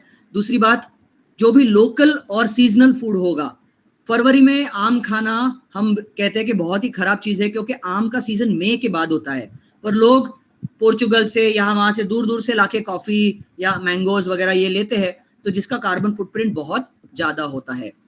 आप बर्थडेज के लिए इको फ्रेंडली गिफ्ट दे सकते हैं, जैसे ये मग्स है, आपने आपके ऑफिस में, स्कूल्स में हर एक के टेबल पे अगर मग होगा तो आप उसी को यूज करेंगे, ना के पेपर कप्स को, चाय पीने के लिए, कॉफी पीने के लिए, पानी पीने के लिए। आपके बैग में एक फोल्डिंग क्लॉथ बैग आप जरूर कैरी करिए। हर एक के घर के अंदर कंपोस्टिंग सेटअप्स आप कर सकते हो। उसी तरह से बर्ड नेस्ट बॉक्सेस हो, कॉटन के इको फ्रेंडली टी शर्ट्स हो। सिंथेटिक टी शर्ट्स पहनना बंद करिए। Try to use cotton t-shirts as much as possible. Try to use white t-shirts and not colored t-shirts.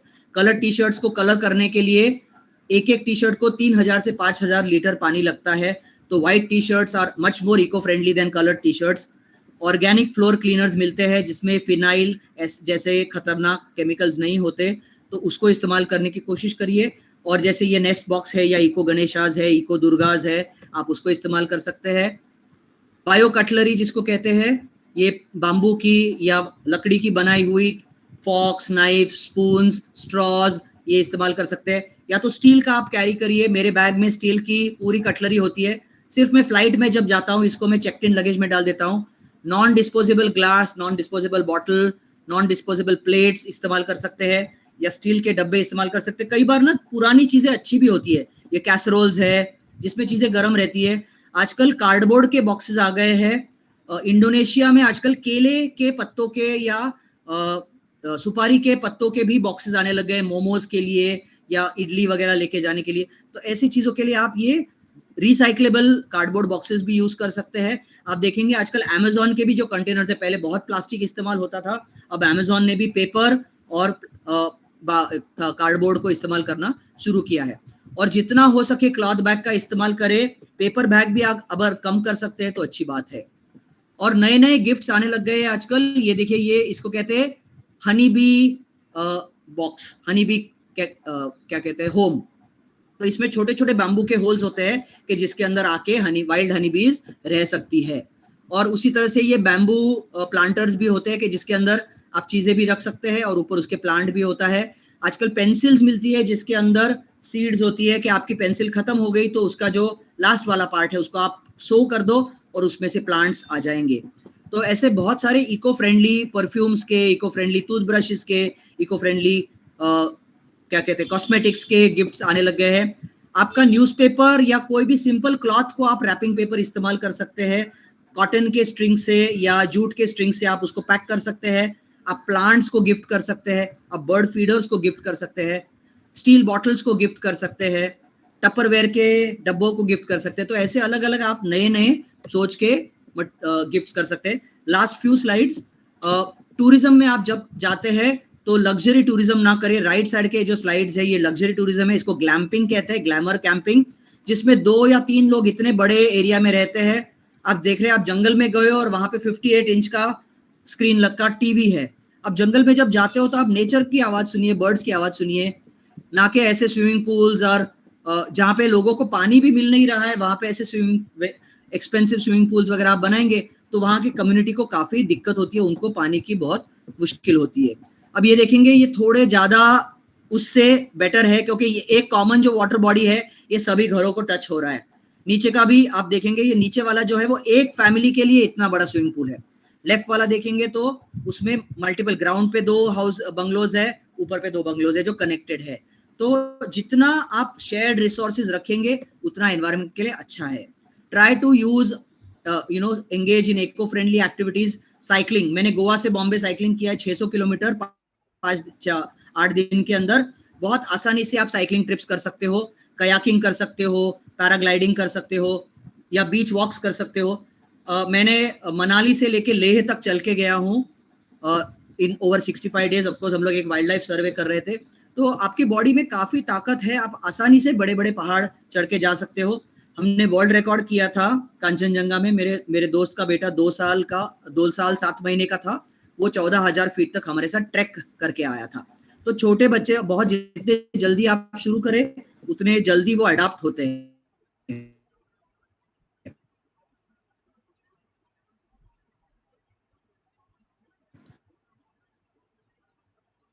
और कम्युनिटी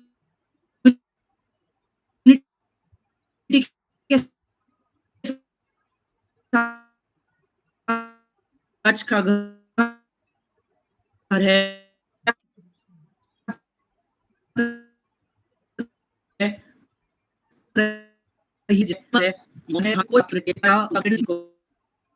घर है, आप देखेंगे कि कम्युनिटी स्टे है, बिस्तर नीचे डाले होते हैं। एक तो साथ में लोग सोते हैं तो काफी गर्मी भी बनी रहती है, उससे नेचुरल हीट भी होती है। ये छोटे छोटे कैफेज, ये नेपाल में ऐसे एक कैफे था जो ये लेडी चलाती थी, और यहाँ पे बिल्कुल मतलब एकदम इनएक्सपेंसिव, वहां पे खुद घर में बनाए हुए नूडल्स वो लोग हमको सर्व करते थे, ना कि केमिकल वाले बाहर के पैकेज नूडल्स। हमने ये एक स्कूल थी जो बन रही थी, और हमारी लास्ट कैंप का ये नेपाल में है, Kanchenjunga sorry Everest base camp के एरिया में। तो हमने इस जगह को लोगों के घर से प्लांट्स बोरो करके लाके एक शाम के पार्टी के लिए इसको डेकोरेट किया, और वो पार्टी होने के बाद दूसरे दिन सुबह जाके हमने उस प्लांट्स को उनको वापस कर दिया। तो लोगों को विश्वास भी नहीं हो रहा था कि अच्छा ये जगह बिल्कुल भी खाली बंजर थी। आप देखेंगे अभी भी यहाँ पे ईंटें पड़ी है, पूरा कंस्ट्रक्शन खत्म भी नहीं हुआ है, पर हमने इस एरिया को पार्टी जोन कर दिया, क्योंकि जो पहाड़ था जिसको हम चढ़ के आए थे हमारे पीछे था, तो उसको देख के हमको सेलिब्रेट करना था, तो इसलिए ये सबसे आइडियल जगह थी। तो आप ना कोई भी जगह को एक अच्छी जगह बना सकते हैं। लास्टली एक्शंस में इन्वॉल्व करिए प्लीज। आप अपने घर में भी सेग्रीगेशन शुरू कर सकते हैं। आपके यहाँ पे सांप वाप होते होंगे तो उनको बचाने के लिए आप इन्वॉल्व हो सकते हैं, या रेस्क्यूअर्स के नंबर ला के रखिए, हर जगह पे स्नेक रेस्क्यूअर्स होते हैं। महाराष्ट्र में ये एक दरी बनाने की, लिहाफ बनाने की सिस्टम है, जहाँ पे पुरानी साड़ियाँ दुपट्टे वगैरह इस्तेमाल करके उसको सिला के ऐसी दरिया बनती है, जिसको गोधड़ी बोलते हैं मराठी में। तो ये भी अपसाइक्लिंग इसको कहते हैं। जो पुअर कम्युनिटीज हो, जैसे आपके घर में काम करने वाली अगर लेडी हो, तो हमने कोविड के टाइम पे पैड स्क्वाड नाम की एक संस्था स्टार्ट की थी, जहां पे ऐसी लेडीज को हमने 3-3 महीने में उनके बच्चों के लिए, उनकी लड़कियों के लिए हमने सैनिटरी पैड्स, दिवाली गिफ्ट में हमने 3 महीने के सैनिटरी पैड्स गिफ्ट किए थे, क्योंकि उनके पास सैनिटरी पैड्स बाय करने की पैसे नहीं थे। और ये सारे जो सैनिटरी पैड्स थे ये बायोडिग्रेडेबल थे, they could be put into the ground, और वो बिल्कुल भी हार्म नहीं करेंगे। उस तरह से आप फर्स्ट एड की ट्रेनिंग लीजिए। आप इन्फ्लेटेबल बोट्स, कैसे बोट चलाते हैं, फ्लड्स आते हैं तो कैसे हेल्प कर सकती है। आप पुलिस के साथ मिलके समझ सकते हैं, पुलिस ऑफिसर्स को बुला सकते हैं आपके कॉलेजेस में कि क्या कानून, हॉन्किंग का, नॉइज पोल्यूशन का, ये सब चीजें उसके बारे में ट्रेनिंग कर सकते हैं। अर्बन गार्डनिंग, आप टेरेस गार्डनिंग कर सकते हैं। और फाइनली नेचुरल डिजाइन या डिजाइन प्लानिंग में काम कर सकते हैं। सबसे बेस्ट और सबसे लॉन्ग लास्टिंग सॉल्यूशन है कि आई से वी, ये अप्रोच लीजिए कि मैं अकेला करूंगा सोच, ये इगोइस्टिक थॉट है, हम सब मिलके करेंगे, ये एक अच्छा थॉट होता है। क्योंकि जब आनंद थक जाएगा तो याना होगा, रंजीत होगा या रिया करेगी, कोई ना कोई दूसरा जो साथी है, आपका टीम मेंबर है, वो आपको उसमें कॉम्प्लीमेंट कर सकता है। So please join hands together for ecological and economic restoration. हम सब मिलके एनवायरनमेंट को बचा सकते हैं, और जितने यंग लोग इसमें इन्वॉल्व हो उतना अच्छा। So thank you so much for this opportunity, and if you have any questions, I'll be very happy to answer them. Thank you very much, Anand, for sharing your experience and sharing lot many actionable points. और मुझे लगता है कि इनमें से यदि हम एक या दो आइडियाज भी अपने घरों में, कम्युनिटी में, कॉलेजेस में उतारें, हमारी टीम ने काफ़ी जो इम्पोर्टेंट नोट्स लिए हैं आपकी प्रेजेंटेशन में, और आई एम श्योर कि वो हम लोग यूज़ करेंगे। आई एम अवेयर कि Anand has next commitment lined up for him, but I We would can take still another want कि 10-15 minutes I can take. या सो कुछ क्वेश्चंस हैं तो प्लीज पूछिए। सुलेखा का प्रश्न है माइनिंग को लेकर के, उसको लेकर के क्या एक्शन हो सकता है? सुलेखा जी, लॉ के तरफ से तो बहुत सारी चीजें हो सकती है। आप जिसको पब्लिक इंटरेस्ट लिटिगेशन कहते हैं, PIL, आप फाइल कर सकती है, पर उसके लिए थोड़ा आपको रिसर्च करना पड़ेगा। PIL ऐसे ही ओवरनाइट आप उठ के कर नहीं सकते। क्या सिचुएशन है, लीगल माइन है, इलीगल माइन है, आप देख सकते हैं। दूसरा ये भी होता है कि अगर पुरानी माइन है जहाँ पे माइनिंग होके खत्म हो चुका है, तो आप वहां पे फिर से रिस्टोरेशन की भी एक्टिविटीज कर सकते हैं। वहां पे छोटे छोटे गड्ढे करके वहां पे क्लाइंबर्स है, ग्रासेस है, बैम्बूज है, इनको लगा के आप उस एरिया को रिस्टोर भी कर सकते हैं, या उसको ग्रासलैंड बना के आप इसको धीरे धीरे टाइम देंगे तो नेचर उसको फाइनली टेक ओवर कर लेगा। तो आपको अलग अलग, क्या वो लाइमस्टोन की माइन है कि क्वार्ट्जाइट की माइन है कि बॉक्साइट की माइन है, डिपेंडिंग ऑन वो क्या टाइप की माइन है, या कोल माइन है। कई कई जगह होती है वो डेंजरस होती है, आपको अगर वहां पे कोई रेडियो एक्टिव मटेरियल होगा तो आप वहां शायद आपका जाना भी खतरनाक होगा। तो प्लीज पहले देख लीजिए कि कैसे टाइप की माइन हो, ऐसे ना हो। और माइनिंग अगर चल रही हो तो बहुत खतरनाक भी हो सकता है। So please first be careful, नहीं तो आप बताएंगे आनंद ने बता दिया और आप चले गए तो बहुत खतरे में भी पड़ सकते हैं। तो आनंद भाई, उन्होंने लिखा है स्टोन माइन, स्टोन माइंस, हाँ ठीक है। तो स्टोन माइंस के लिए स्टोन क्रशिंग कई सारे, अगर अरावली है तो Aravalli is a protected area. आप अरावली में माइनिंग को केसेस फाइल करके पहले तो उसको डॉक्यूमेंटेशन करना पड़ेगा। अगर न्यूज़पेपर आर्टिकल्स है क्या है तो उसको कलेक्ट करके find a good lawyer, find a good environmental lawyer जो आपकी केस को बनाए एक प्रॉपर तरीके से। आप स्टडी करिए उस बात को, उस उधर का फ्लोरा फौना स्टडी करिए and make a proper case study and then make a public interest litigation. पर उसके पहले आप छोटे छोटे आर्टिकल्स हिंदी में, इंग्लिश में, जो भी पंजाबी में आप लिख के, चाहे आप आपके इंस्टाग्राम पे आप रील्स बना सकते हैं। ट्राई एंड गेट पब्लिक, आप 10, 15, 50 लोग उसके पीछे आपकी मूवमेंट तैयार कीजिए, ताकि you will be able to get what they call as critical mass, क्योंकि आपको आपके पीछे लोग भी खड़े होना जरूरी है। आनंद, आपने एक जिक्र किया वेबसाइट का, आई नेचुरलिस्ट वाला, थोड़ा वो बताइए उसके बारे में, क्या है वो? So iNaturalist is something called as a citizen science website. Citizen science ये चीज होती है कि जहाँ पे अलग अलग लोग अपनी जानकारी एक जगह पे डालते हैं। वो कॉमन पूल है। तो आपने आपके वहाँ बटरफ्लाई देखा, मैंने मेरे यहाँ बटरफ्लाई देखा, किसी और ने दिल्ली में या कलकत्ता में देखा, तो अलग अलग जगह हम हमारी लोकेशन डाल के उस जानकारी को वहाँ डालेंगे और वो सारा मिलके फिर बटरफ्लाईज ऑफ इंडिया की जानकारी उसमें बन जाएगी। और आपने शायद विंटर में देखा होगा, मैंने शायद समर में देखा होगा, किसी ने बारिश में देखा हो। तो कितने इंडिविजुअल्स देखे, मेल देखे, फीमेल देखे, वो ब्रीड कर रहे थे, एग्स ले कर रहे थे। तो वो जितनी ज्यादा जानकारी होती है तो उतनी वो बढ़ती जाती है। एंड एक ही जगह पे बहुत सारे लोग कोलेट करते हैं एंड एक्सपर्ट्स होते हैं जो उसको आइडेंटिफिकेशन में, उसकी डिस्क्रिप्शन में ये सही बता रहे हैं आप आइडेंटिफिकेशन या गलत है, ऐसे उसमें विश्लेषण होता है। So it's a citizen science, it's a collective space, shared data होता है उसमें, और वो काफी कंजर्वेशन में इस्तेमाल में आता है। Thank you. एक और प्रश्न आया है, वो ये बोल रहे हैं कि हमारे इलाके में ना 4 लेनिंग हो रही है और उसमें हजारों पेड़ कट रहे हैं, तो ऐसे कॉन्टेक्स्ट में what can be done?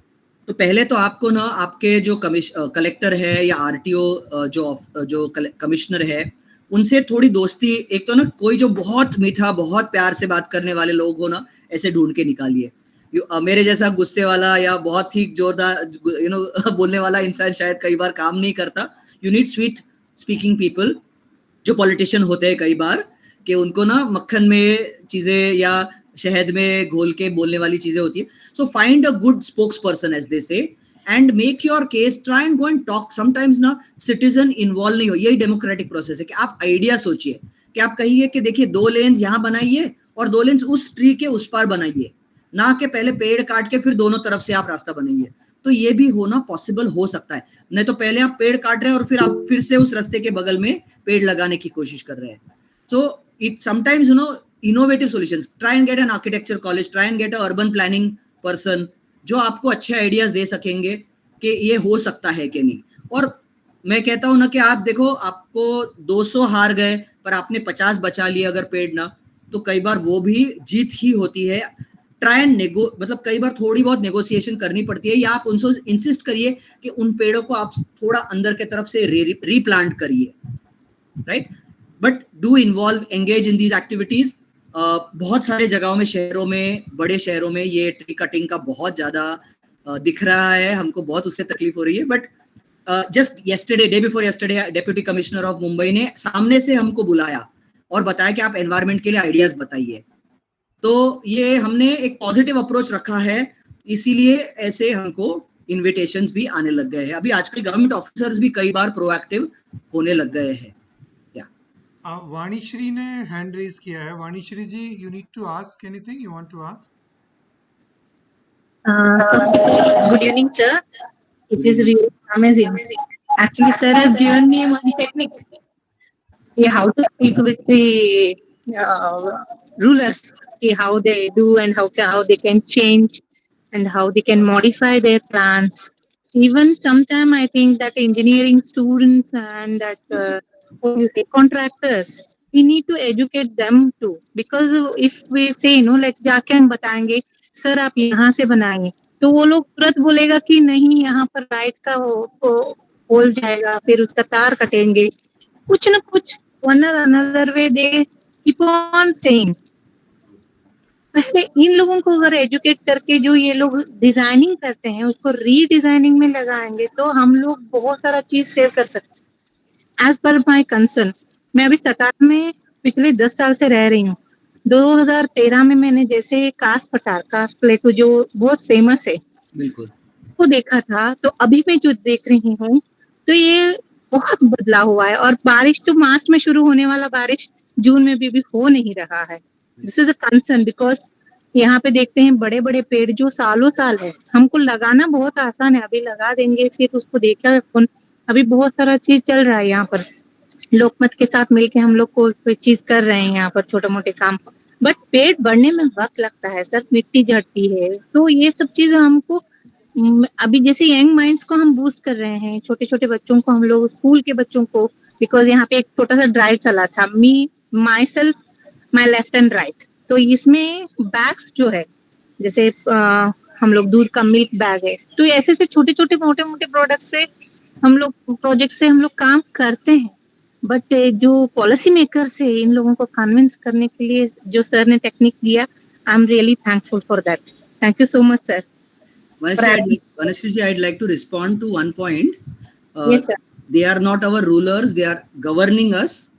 They are actually our representatives. Rulers ये word हमने इस्तेमाल नहीं करना है. वो सिर्फ मोनार्की में होती है. रूलिंग वाला जमाना बहुत पहले चला गया हमारे यहाँ से. ब्रिटिश भी चले गए, रूलिंग भी चला गया. ये गवर्न कर रहे हैं हमारे रिप्रेजेंटेटिव्स है एक तरीके से. और दूसरा मैं कहता हूँ बच्चों को आप करिए इन्वॉल्व, पॉजिटिव चीजों में इन्वॉल्व करिए, पर यूथ को डेफिनेटली मतलब एक्शंस में आप इन्वॉल्व करिए, नहीं तो यूथ भटक जाती है. मतलब यूथ जितना इन्वॉल्व होगी ना उसमें, तो उनको एम्पावरमेंट लगेगी, उनको लगेगा कि हाँ मैं फ्यूचर बना सकता हूँ कोई चीज का. और आरती जी, एक दूसरी मुझे आइडिया सूझी, आप जो बता रहे कि बहुत पेनफुल लगता है. आपकी अगर दादी, नानी, चाचा, बुआ या कोई बहुत सीनियर नाना वगैरह होंगे ना, सीनियर सिटीजन्स, उनको आप लेके जाइए ऐसे मामले में, कि कई बार वो जब कहते हैं, सीनियर लोग कहते हैं ना, तो लोग सुनते हैं उनकी बात. या तो कोई छोटे बच्चों को लेके जाइए साथ में भी, उनके पेरेंट्स के साथ, उनकी भी बात. आपने देखा होगा कि एक मदर है जिनका 1 साल का 7 महीने का बच्चा था. उन्होंने कोर्ट में एक केस फाइल की दिल्ली गवर्नमेंट के अगेंस्ट के मेरे 7 महीने के बच्चे को साफ हवा क्यों मिल नहीं रही है, आप क्या करने वाले हो ये बताइए. तो उसको हाई कोर्ट ने एंड सुप्रीम कोर्ट ने उसके बारे में ये किया कि मेरे 7 महीने के बच्चे का हक है कि नहीं to get clean air.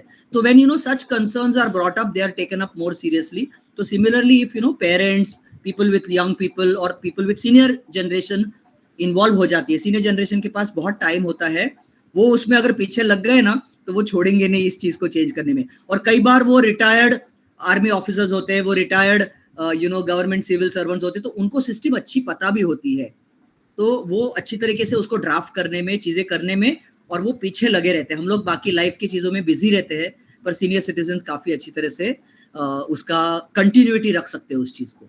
तो please utilise the people in their silver innings and golden innings for such things.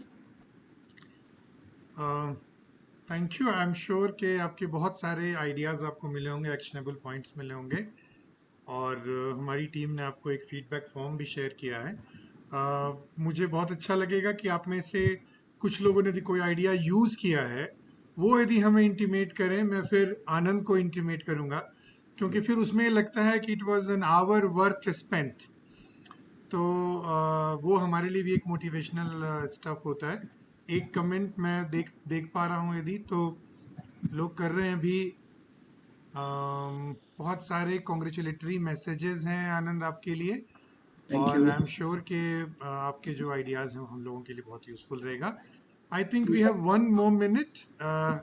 Sachin ji, एक जस्ट बात कहना चाहता था मैं. सबको बताना चाहूंगा कि हमने पिछले साल सितंबर में, जो पहले सचिन जी ने जो कॉन्फ्रेंस की बात की थी, तो उसमें से हमने पूरा जोड़ जाड़ के हमने एक 200 पन्ने की क्लाइमेट एक्शन की बुक बनाई है, जिसमें 200 से ज्यादा 600 से ज्यादा आइडियाज है क्लाइमेट एक्शन कैसे ले सकते हैं. तो if it is okay Sachin ji, can I share the link of that book? Yes, So I it's have a free already shared down- with quite a few colleagues of mine. Okay. But So it this is would a be free good to- downloadable book जिसमें 600 plus ideas है. Literally एक calendar है 366 days का, कि रोज आप कुछ ना कुछ छोटा छोटा कर सकते हो. So as Sachin sir mentioned, please you can use these ideas and let us know. If you put up any social media post, you can tag us on @Sprouts Outdoors, so that we also come to know what all things that you all are doing. You can follow us also on that. But yeah, please take action. मतलब आज सुना आपने, बहुत अच्छा लगा, congratulatory messages, I feel very good. But when I see actions, then I know that it has actually made some difference. Yeah, such over to you, sir. Yeah. Thank you. I think यदि किसी और का कोई specific comment है तो आप कह सकते हैं, otherwise will close. Okay, I guess इसकी रिकॉर्डिंग भी अवेलेबल होगी थोड़े समय बाद. We will share that with you. Thank you very much, Anand. Thank you on behalf of my team and my students here and all the attendees. Thank you so much. Thank you. Happy World Environment Day to all. To you too.